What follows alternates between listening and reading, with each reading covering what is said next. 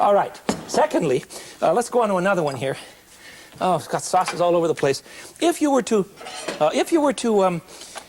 take a quart of the beef stock and add 1 cup of the French sauce to the 1 quart of stock, and then reduce that by half again, that would mean 5 cups now, you see? We got 4 cups of sauce, of stock. Boy, you're not going to get this, are you?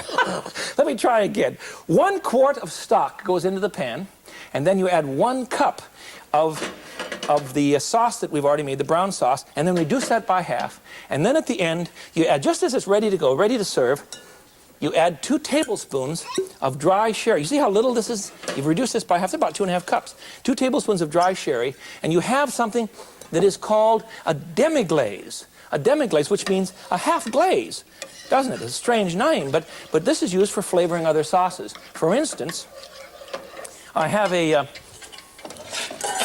basic white sauce here.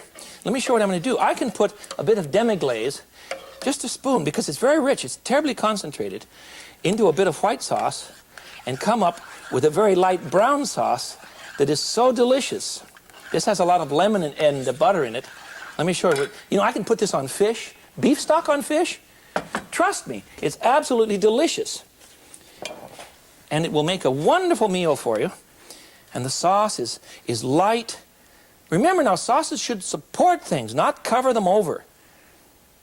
I've heard a Chinese chef once say that he thought the French method of saucing everything was immoral because the sauce became more important than the food.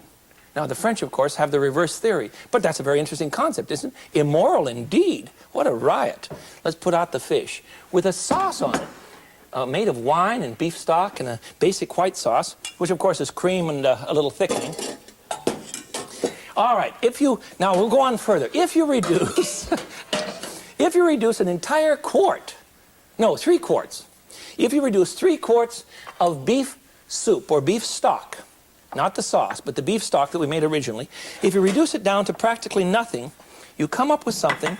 I've got to get a clean spatula here. Excuse me a second. Here's one. I don't want any moisture in this. You cook down. This is 3 quarts of sauce cooked down. Look at that. There's almost nothing there. It's cooked down to tar. And this is called glace de viande, or a meat glaze, the extract of the beef. You've cooked it down, and this will set up now. Look at how it's already sticking on my wooden spoon.